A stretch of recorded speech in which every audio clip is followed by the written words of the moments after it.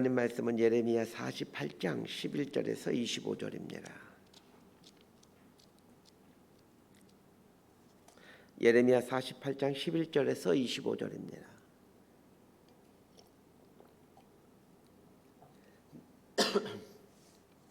번갈아 가면서 읽습니다. 제가 먼저 읽겠습니다. 모압은 젊은 시절부터 평안하고 포로도 되지 아니하였으므로 마치 술이 그 찢기 위에 있고 이 그릇에서 저 그릇에서 옮기지 않은 것 같아서 그 맛이 남아 있고 냄새가 변하지 아니하였도다. 그러므로 여호와께서 말씀하시니라. 날이 이르리니 내가 술을 옮겨 담는 사람을 보낼 것이라. 그들이 기울여서 그 그릇을 비게 하고 그 병들을 부수리니 이스라엘 집이 베델을 의뢰함으로 수치를 당한 것 같이 모압이 그못으로 말미암아 수치를 당하리로다. 너희가 어찌하여 말하기를 우리는 용사요 능란한 천사라 하느냐. 만군의 여호와라 일컫는 왕께서 이와 같이 말하노라. 모압이 황폐하였도다. 그 성읍들은 사라졌고 그 선택받은 장정들은 내려가서 죽임을 당하니 모압의 재난이 가까웠고 그 고난이 속히 닥치리로다. 그의 사면에 있는 모든 자여 그의 이름을 아는 모든 자여 그를 위로하며 말하기를 어찌하여 강한 막대기 아름다운 지팡이가 부러졌는고 할지니라. 디본에 사는 딸아 내 영화에서 내려와 메마른 데 앉으라. 모압을 파멸한 자가 올라와서 너를 쳐서 내 요새를 깨뜨렸음이로다. 아로엘에 사는 여인이여 길 곁에 서서 지키며 도망하는 자와 피하는 자에게 무슨 일이 생겼는지 물을지어다. 모압이 피하여 수치를 받나니 너는 울면서 부르짖으며 아르논가에서 이르기를 모압이 황폐하였다 할지어다. 심판이 평지에 이르렀나니 곧 홀론과 야사와 메밧과 디본과 느보와 벳디블라다임과 기라다임과 벳가물과 벳무원과 그리엇과 보스라와 모압 땅 언근 모든 성읍이로다. 25절 함께 읽습니다. 모압의 뿔이 잘렸고 그 팔이 부러졌도다. 여호와의 말씀이니라. 아멘. 예레미야 46장부터 51장까지는 열방에 대한 심판 선언입니다. 46장에서는 애굽에 대한 심판 선언이 나왔고 47장은 블레셋에 대한 심판 선언이고 48장은 모압에 대한 심판 선언입니다. 열방에 대한 심판 선언이 51장까지 계속되는데 열방에 대한 심판을 보면서 가장 중요하게 보셔야 될 것이 이 나라가 심판받는 이유가 무엇인가입니다. 하나님이 이유 없이 심판하지 않습니다. 우리의 삶에 일어난 심판도 마찬가지입니다. 이유 없는 심판은 없습니다. 열방을 사랑하신 하나님이 심판하신 데에는 반드시 이유가 있습니다. 그래서 그 심판받는 이유를 알아 혹시 내 안에 이러한 요소들이 있는가를 찾아 제거해가는 것이 이 46장부터 51장까지를 배우면서 우리가 해야 될 일입니다. 먼저 알아야 될 것은 46장부터 51장까지는 이스라엘과 밀접한 연관을 맺고 있는 9개 나라에 대한 심판을 선언하는 내용인데 맨 마지막에 등장하는 나라가 바벨론입니다. 이 바벨론에 의해 앞에 나왔던 8개 나라가 심판을 받게 되고 맨 나중에 바벨론이 심판을 받는다라는 내용으로 구성되어 있습니다.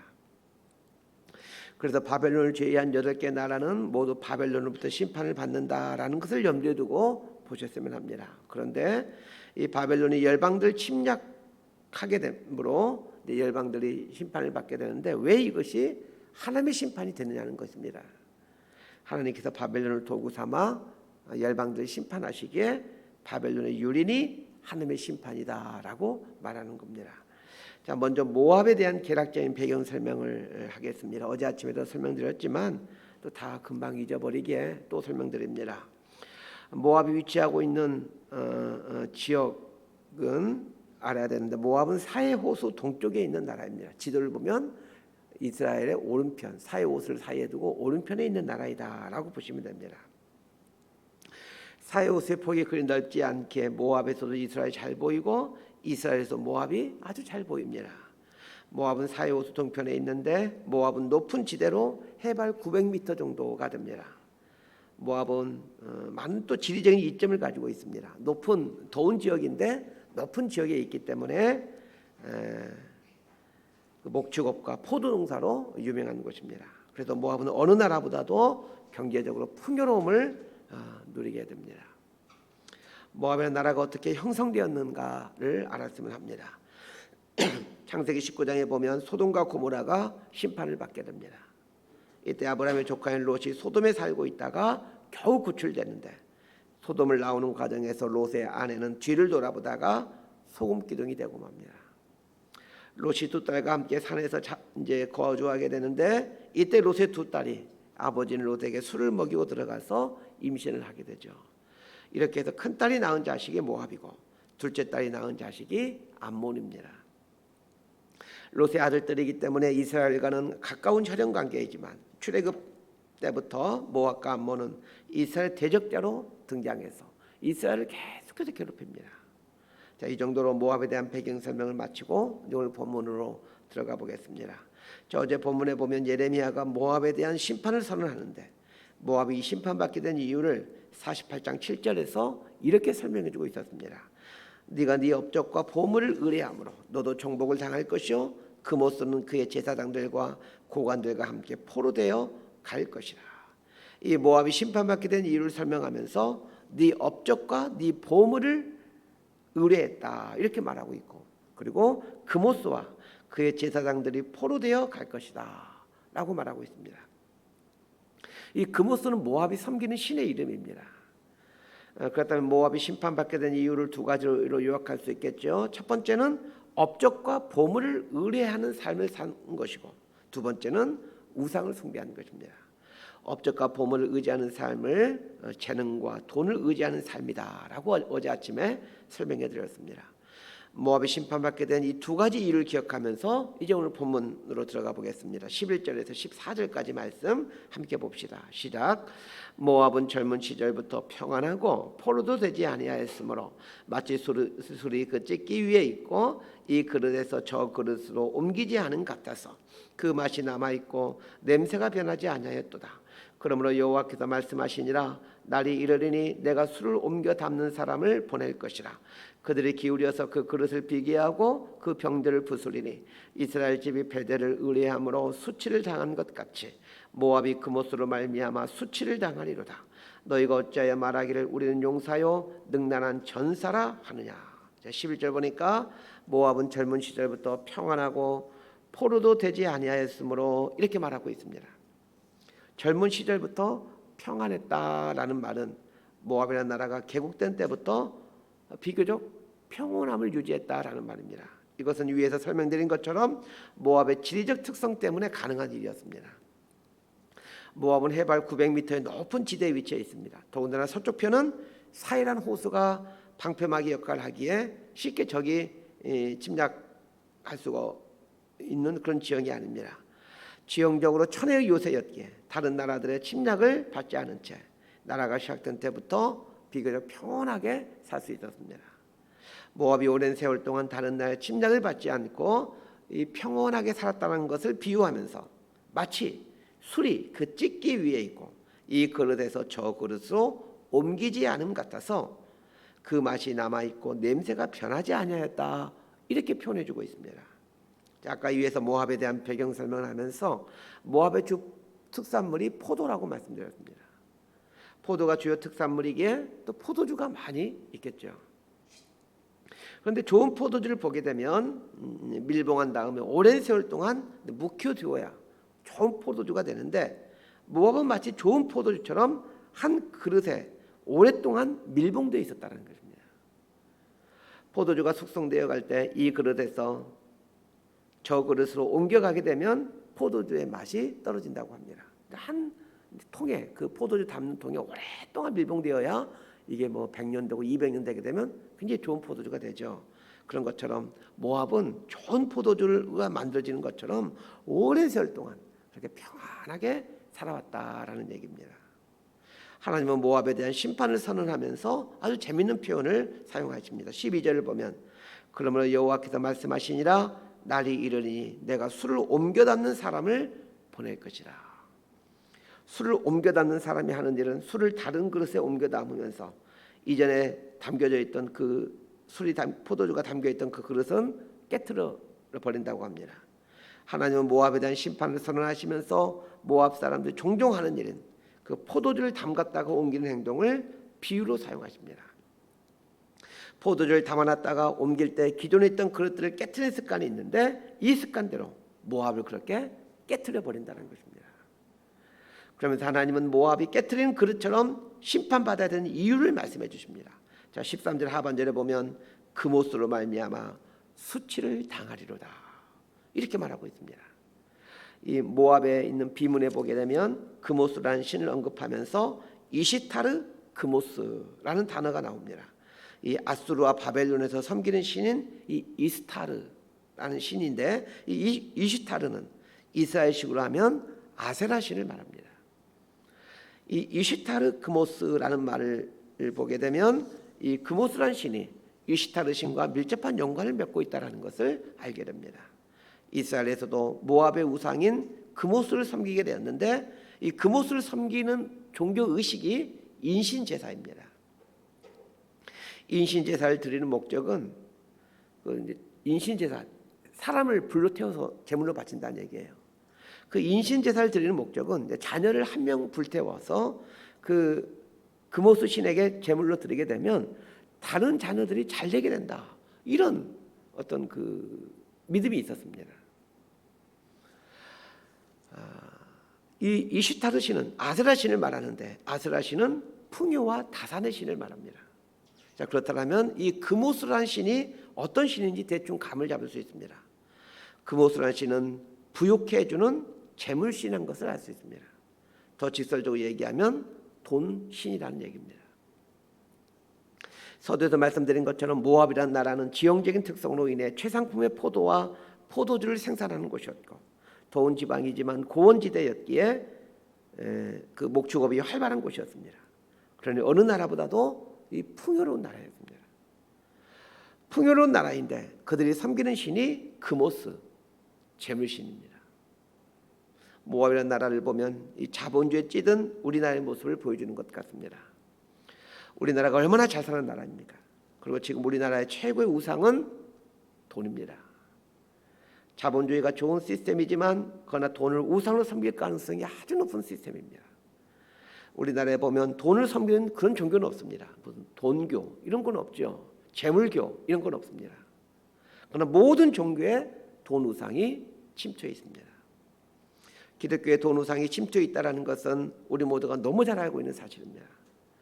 우리 한국 기독교가 기복주의 신앙이라는 비난을 받고 있는 것은 우리 모두가 다 너무 잘 알고 있는 내용들입니다. 그런데 기독교에만 이 돈 우상이 침투해 있는 것이 아닙니다.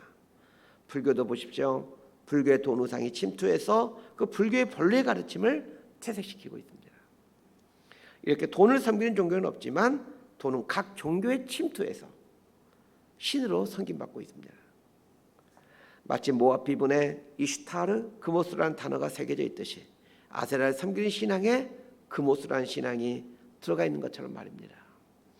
자, 15절부터 21절까지는 이제 모압이 어떻게 심판받는가를 묘사해 주는 부분입니다. 익숙하지 않은 지명들이 많이 나오게 되는데 이 지명들 모두는 모압에 속해 있는 지명들입니다. 지명들 하나하나를 거론하면서 그 도시들이 무너지게 되는 걸 말하고 있습니다. 우리식으로 표현하면 뭐 이런 표현이라고 할 수 있습니다. 서울이 폭파되고 수원이 파괴되며 용인이 불에 타고 화성이 연기로 가득 차고 뭐 이런 식으로 모압이 바벨론에 의해서 유린당하는 것을 묘사해주고 있습니다. 그러면서 25절에 보면 모압의 뿔이 잘렸고 이렇게 말하고 있습니다.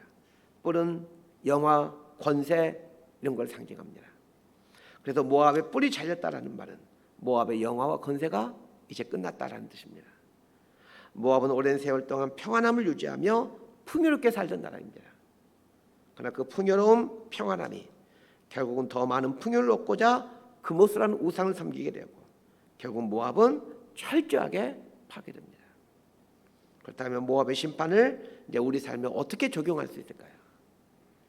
모압이 오랜 세월 동안 평안함과 풍요를 누렸던 것처럼 그러나 더 많은 풍요를 누리기 위해 그모스 신을 섬기게 되었던 것처럼 오늘 우리들이 너무나도 많은 부유함과 풍요를 누리고 있지만 더 많은 풍요를 누리기 위해 돈을 우상으로 섬기고 있지 않는지 돌아보셔야 됩니다. 돈을 우상으로 섬기고 있다라면 하나님은 반드시 그 돈이라는 우상을 무너뜨릴 겁니다. 모압의 뿔, 즉 모압의 권세와 영광을 부러뜨리신 것처럼 우리나라가 돈이라는 우상을 섬기게 된다면 반드시 하나님은 우리가 우상을 섬기고 있는 그 풍요와 번영을 꺾으실 겁니다. 이 부분을 우리 개인에게도 적용시킬 줄 알아야 합니다. 하나님이 넉넉함을 주실 때 그것으로 선한 일을 하십시오. 하나님이 풍요를 주시는 것은 다 이유가 있습니다. 선을 쌓을 수 있는 기회를 주는 것이죠. 또 각 나라의 어느 한 역사의 기간 동안에 부유함을 주시는 것은 그 주시는 부유함으로 또 열악한 나라들을 돕고 열악한 나라를 섬겨가라는 그런 기회를 주신 것이죠.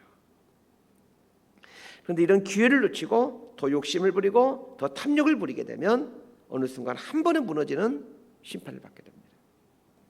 그때는 이 선을 쌓을 수 있는 기회를 상실해 버립니다.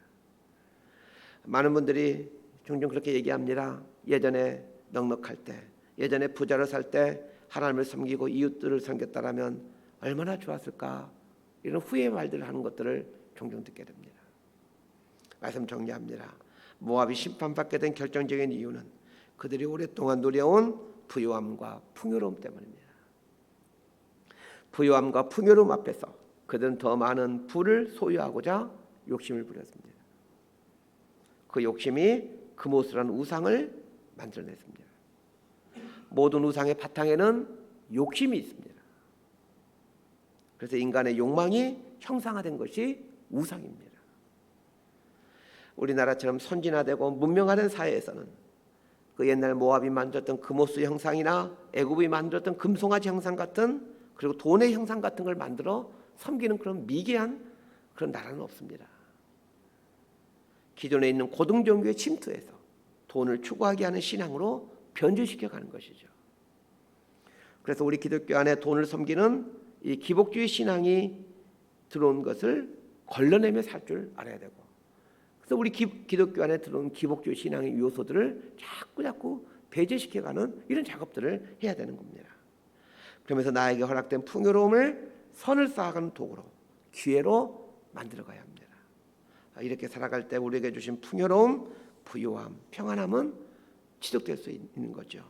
이런 복을 누리며 살아가는 저와 여러분의 삶이 되기를 진심으로 소망하고 축복합니다. 기도하겠습니다. 하나님, 오늘 본문에 나오는 모압이 이 심판받는 모습, 그리고 모압이 심판받게 되는 이유들을 생각해 보니 오늘 우리들의 삶과 모압이 너무 비슷하다는 것을 알게 됩니다. 오랜 세월 동안 풍요와 번영의 삶을 살면서 이것이 하나님의 은혜이고 복임을 잊어버리고 더 많은 부유와 풍요를 누리기 위해 그 모습을 만들어 섬겨갔던 모압을 보면서 오늘 우리들이 이 모습을 갖고 살고 있지는 않는지 돌아보기를 원합니다. 우리에게 주신 풍요와 부유함을 선을 쌓아가는 기회로 삼아가야 될 텐데 우리는 어떻게 살고 있습니까? 혹시 더 풍요로워지고 더 부유해지기 위해 헛된 욕심을 부리고 있는 것은 아닙니까? 탐욕의 끝은 심판이라는 사실을 기억하면서 주어진 것으로 감사할 줄 알며 하나님과 사람들을 섬기며 살아가는 저희가 되게 하여 주옵소서. 예수님 이름으로 기도드리옵나이다. 아멘.